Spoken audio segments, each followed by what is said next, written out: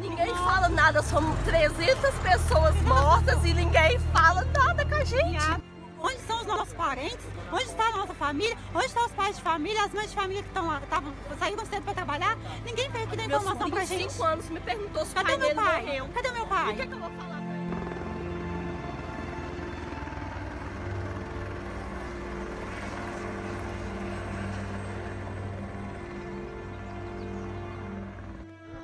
Olha aqui pra vocês verem. A barragem acabou de estourar em Feijão. Acabou com tudo, cara. Tudo. Restaurante. Todo mundo tava almoçando. Acabou com tudo. Olha pra você ver. Acabou tudo, ó.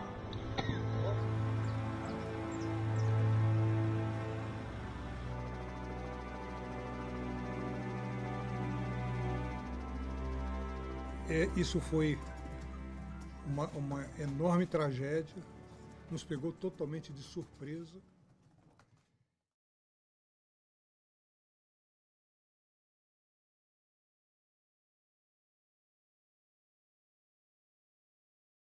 A gente vai ter que ir até a comunidade, ver as demandas delas, né, das pessoas, e a partir daí que a gente consegue fazer alguma coisa que a gente possa fornecer um legado, né? O importante é a gente fazer alguma coisa que realmente funcione. Pensar soluções para que as comunidades que sofrem desastres, né, isso que a gente trabalha e tem conversado muito aqui, é para que a gente consiga ir para uma situação melhor que antes do desastre. Porque não adianta, se a gente voltar para a situação anterior ao desastre, a gente vai estar condenado a repetir esse desastre.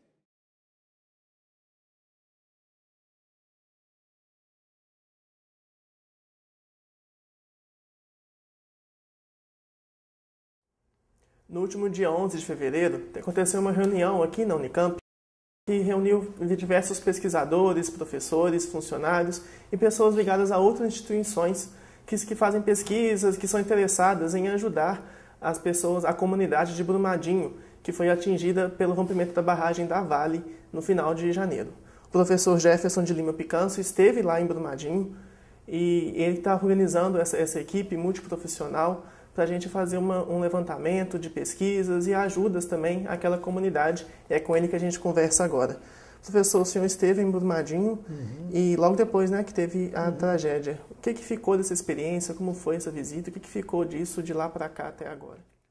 Bom, eu fui lá numa missão, né? Essa missão é de um centro que eu faço parte, o Senacid, Centro de Apoio Científico a Desastres. E quando tem algum tipo de desastre, né, principalmente desastre natural, a gente trabalha, mas com desastre tecnológico como esse também, nós somos convidados para lá, então nós fomos. E, bom, é uma experiência assim, muito forte, né, porque você tem um aparato ali de resgate, etc., né, que você tem ainda muito perigo na região, então você tem que evitar que aconteçam mais acidentes do que já aconteceram. Isso explica porque a polícia estava impedindo que as pessoas chegassem perto de algum lugar ou outro, né, que pudesse se machucar mais, se ferir mais.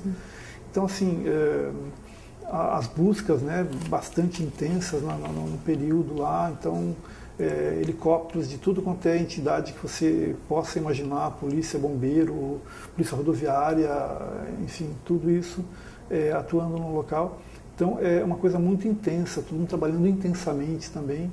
E em geral, quando a gente volta de uma missão dessa, a gente volta sempre meio impactado, assim, sempre andando um grau acima do que as pessoas estão, né? Então isso é uma coisa assim que deixa a gente volta impactado e volta com muito mais adrenalina, né? E que realmente foi um desastre de grandes proporções, né? Em termos de perdas humanas foi uma coisa assim muito triste, né? E foi isso assim que nos deu a ideia quando eu fui me encontrar com o professor Marcelo Nobel, né?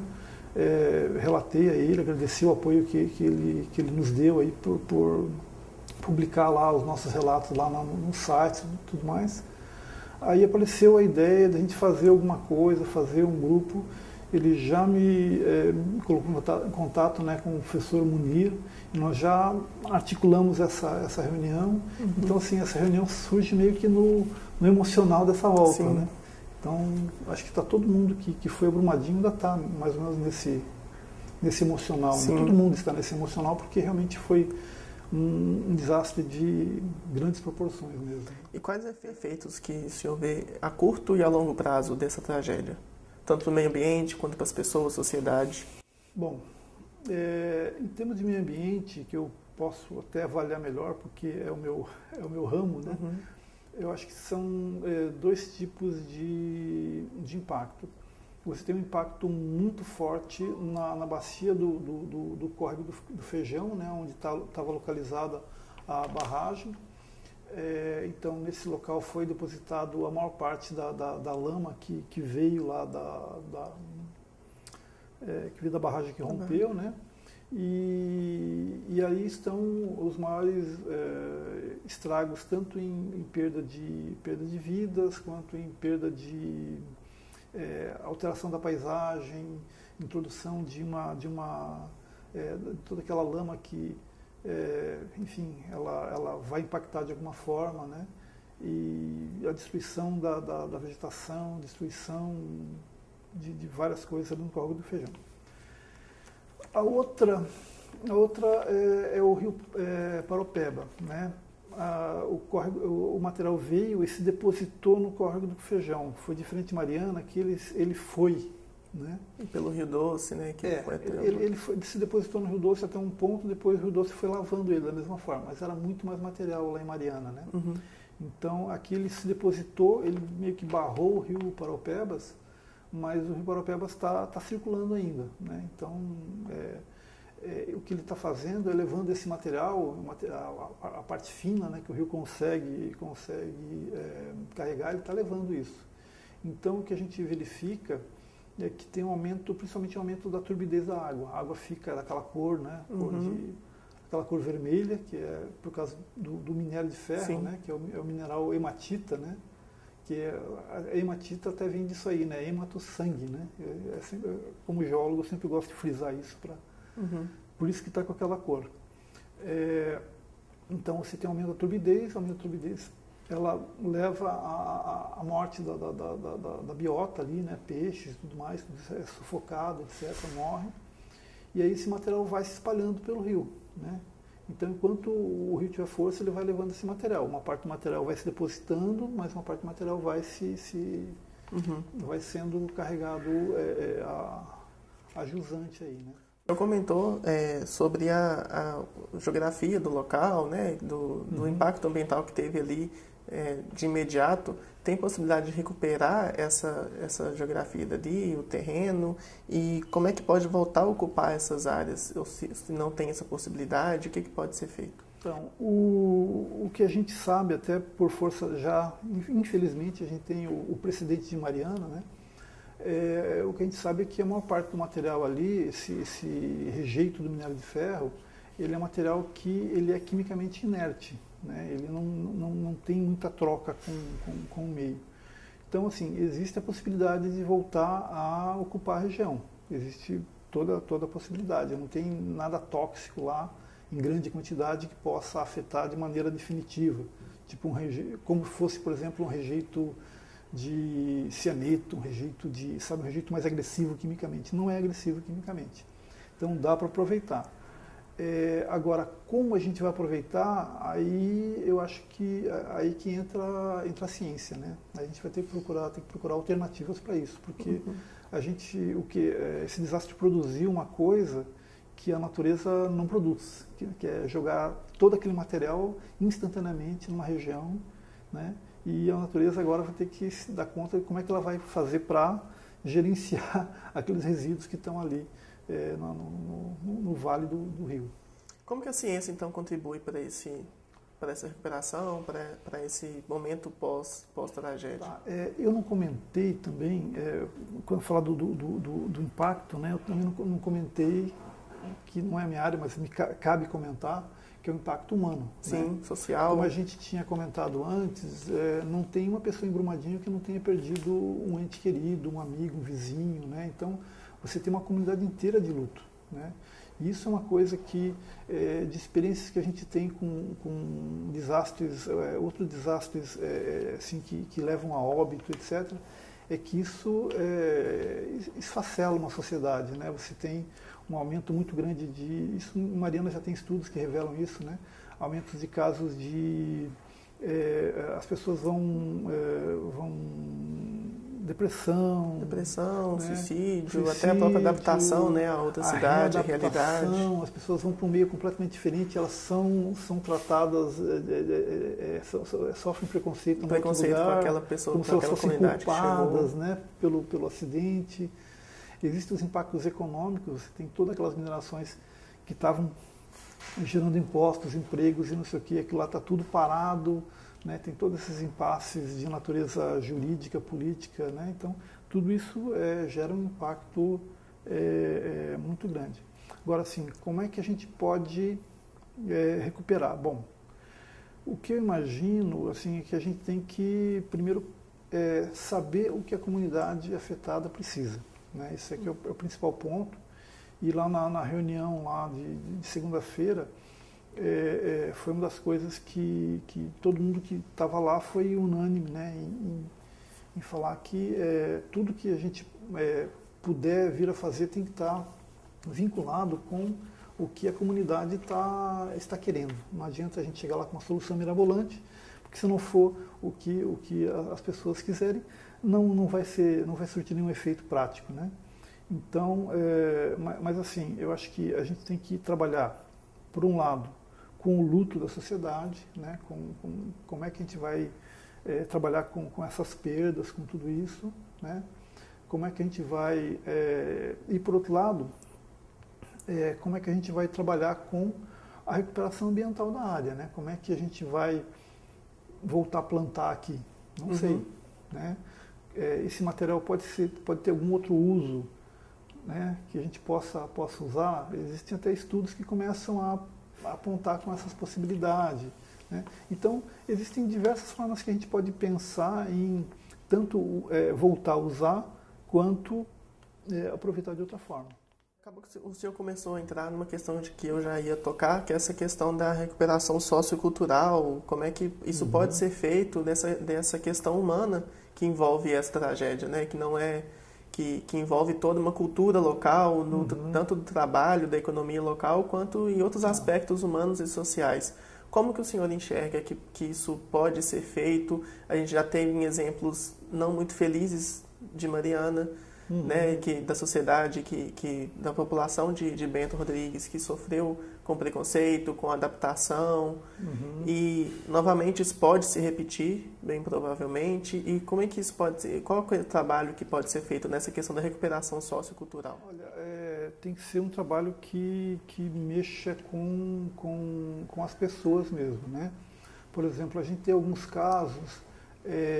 Blumenau é uma cidade que volta e meia sofre com desastres de grandes proporções, né? Então, por exemplo, em 83 teve um desastre tão grande quanto foi o de 2008.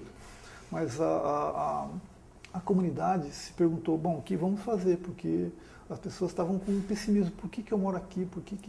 Vamos voltar a ter a alegria de morar em Blumenau. O que foi feito? Entre outras coisas, foi criado o Oktoberfest, né? Então, hoje tem aquele turismo lá do shopping, não sei o quê, e a cidade voltou a ter um orgulho. Olha, aqui é a cidade que faz isso. Outra cidade que também se recupera muito fácil fácil é exagero, né? Mas se recuperou de uma tragédia recente, foi São Luís do Paraitinga, né? Porque em São Luís também teve aquela enchente lá em 2010, que foi uma coisa muito violenta, destruiu, né, boa parte do centro da cidade, etc. Mas a comunidade soube se erguer, soube recuperar o seu pertencimento ao local. Eu sou de Paraitinga, eu gosto de Paraitinga, eu vou ajudar a reconstruir Paraitinga, né? E você, quando vai a Paraitinga, você vê isso nas pessoas, até você se anima com isso, né? Então, eu acho que é uma coisa assim, qualquer tarefa nesse sentido, tem que levar as pessoas o orgulho de pertencer àquela comunidade, levantar o pertencimento das pessoas, levantar a cultura, levantar todos esses aspectos positivos do que é você morar em Mariana, em Bento Ribeiro, morar em Brumadinho, etc.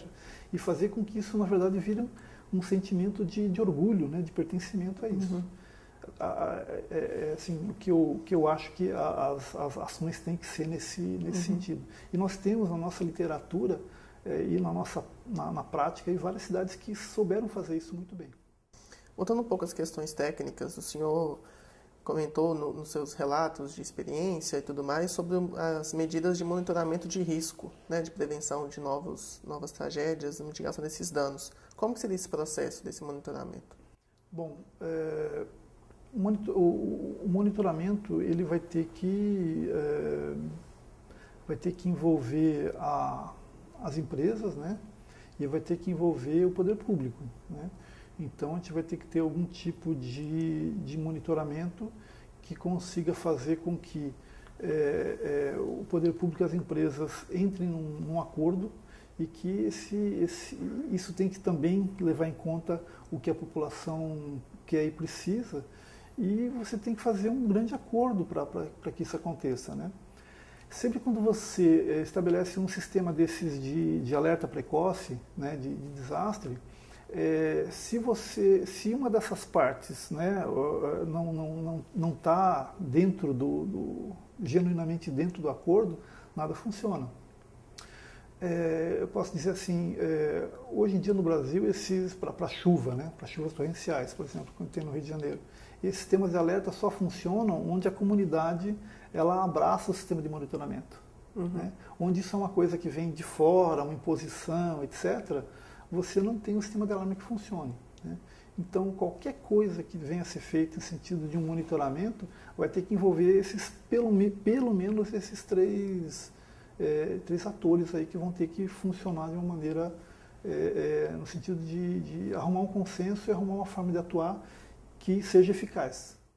Tragédias desse porte, como a corrida em Mariana da Samarco, quanto essa em Brumadinho da Vale, tem várias causas e vários personagens envolvidos, né? A empresa, o poder público, que é fiscalização, legislação ambiental. O que precisa mudar no Brasil em relação a essas questões? O que precisa mudar para que desastres como esse não se repitam mais? Bom, nós temos que provavelmente fazer com que todos esses elos que eu estava me referindo, eles comecem a atuar de maneira cooperativa, né?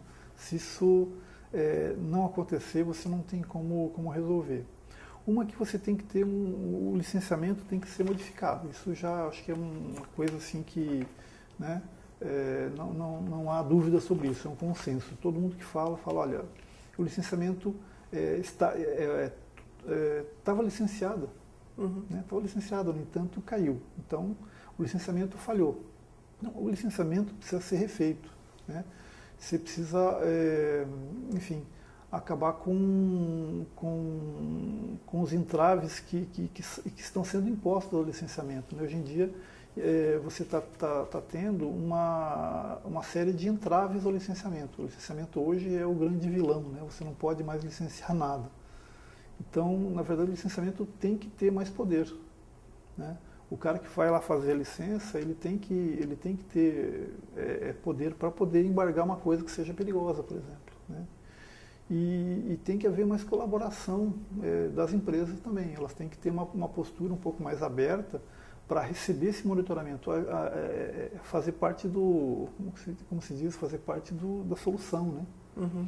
Enquanto isso não acontecer, a gente vai ter esse licenciamento que a gente está tendo aí, que ele é muito pouco eficaz, para dizer o mínimo. E até também na construção da barragem, né, a montante, que o tipo de construção pode interferir, o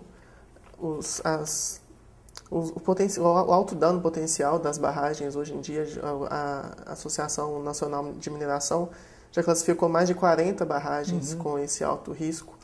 Então, esse tipo de construção também deve ser revisado, deve ser abolido? Em muitos lugares do mundo, essas barragens a montante elas já são proibidas, né? Uhum. Parece-me que esse acidente vai levar sinaliza, né, que você vai ter uma política semelhante no Brasil. Ela é usada porque ela é um tipo de barragem mais barata, né? Então, se você tem um minério que tem um baixo valor agregado, como o minério de ferro, você sempre vai procurar soluções mais baratas para resolver os seus problemas. Então, a indústria vai ter que arrumar alguma solução melhor para fazer isso, né? Para que a gente consiga ter barragens mais seguras. Acho que isso vai ser um tema que vai ser muito discutido nos próximos anos e eu espero que a gente traga soluções técnicas adequadas para resolver esse problema. Para finalizar, eu queria que o senhor comentasse sobre essa equipe multidisciplinar que está se formando aqui na Unicamp, né, com pesquisadores, professores, funcionários, que tem pessoas de todas as áreas, né, na reunião tiveram enfermeiros, psicólogos, assistentes sociais, jornalistas, advogados, além de engenheiros ambientais, de Minas. E como que essa equipe vai funcionar, está funcionando, como é que está se organizando e como que isso pode impactar de fato naquela comunidade e a partir desses estudos, nesses impactos nessa tragédia? Nós estamos ainda nos organizando, né? A gente fez essa primeira reunião que foi uma coisa muito positiva, que nos deu muito ânimo, né? Ver a quantidade de pessoas lá interessadas e comprometidas foi uma coisa bem animadora. Então, não existe possibilidade de, por exemplo, oferecer alguma solução por parte da academia, né, por parte das universidades, para a sociedade que não seja multidisciplinar. Não existe. Porque sempre peca alguma coisa, sempre, né? Então, assim, se não for dessa forma, a gente não consegue fazer nada que deixe um legado, que a gente consiga chegar e, olha, aqui temos uma política, essa política integrada, que junta todos esses nós aqui do tecido, né? Desde da técnica até aos controles da sociedade e tudo mais, tem que ser assim. Então, tem que ser assim, ela tem que ser vinculada com a população do local, sem isso também não tem como a gente fazer nada diferente, né? E a gente pretende aí nos próximos meses dar um empurrão aí para que isso aconteça. Então a gente pretende fazer uma reunião maior agora, final de março, comecinho de abril, a data ainda não está definida, que a gente consiga reunir de novo essas pessoas, mas no sentido de discutir os grandes eixos que vão ser essa nossa atuação, né? Então, quais são esses grandes eixos e como é que a gente vai dividir esses eixos e como é que eles vão, por exemplo, acho que são três coisas, né? Uma são a própria questão científica, quais são as grandes perguntas que cada um desses eixos vai ter que resolver. Uma outra coisa é as fontes de financiamento para isso, né? A quem que a gente vai recorrer para financiar essas pesquisas. E um terceiro, mas não menos importante, né? Que a gente ter a nossa base de apoio. Quem está lá na região nos dando respaldo para fazer isso, né? Então, mais ou menos esse é o tripé que a gente pretende montar nos próximos meses aí para que esses grupos consigam já ir caminhando por eles mesmos, né? Sim. Tá, joia. Muito obrigado, professor. A gente queria agradecer a sua presença aqui com a gente, as suas palavras.